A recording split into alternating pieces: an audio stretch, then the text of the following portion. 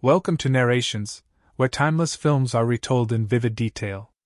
Tonight, we travel back to the 1600s, to a land of prayer, hardship, and shadowed woods.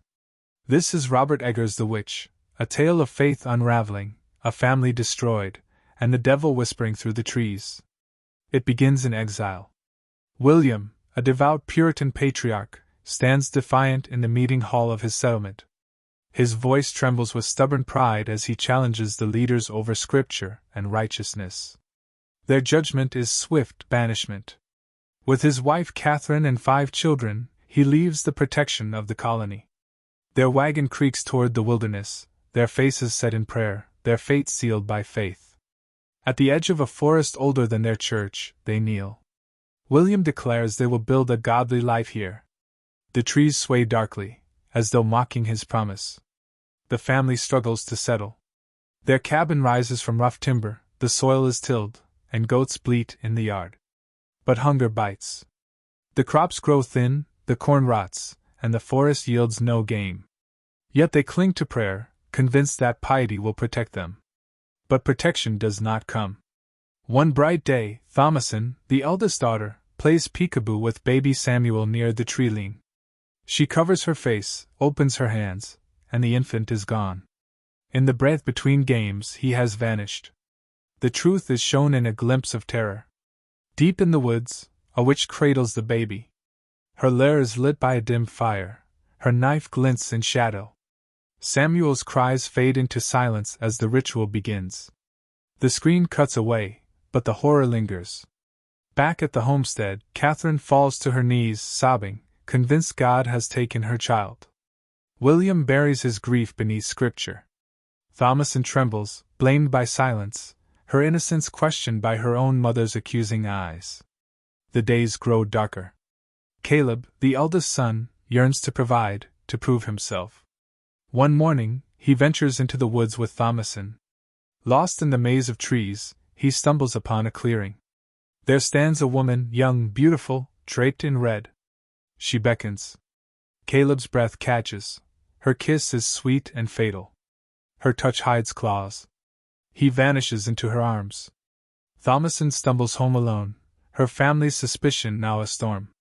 When Caleb returns days later, he is no longer himself. Naked, feverish, gasping, he convulses in their cabin. The family gathers to pray as his body writhes, his voice rising in delirium. He cries out ecstatically to Christ, then collapses lifeless. Catherine weeps, Mercy and Jonas, the twins, turn their fear on Thomasin. They shriek that she is the witch, that she cursed Caleb. Thomasin, broken, spits the accusation back. Perhaps it is they, the twins, who consort with evil, whispering with Black Phillip, the black goat with burning eyes. The cabin fills with suspicion. William, desperate to protect his soul, confesses to Catherine that he sold her silver cup to pay for. Her grief curdles into fury. She strikes Thomasin, accusing her of theft, sin, and witchcraft. William, blinded by guilt, clutches at righteousness. He locks Thomasin and the twins in the barn with the goats, vowing to let God decide their innocence by dawn. That night, horror comes. In the moonlight, a hunched figure creeps into the barn. The witch bends low, pressing her lips to the udder of a goat, drinking blood instead of milk. The children scream in terror.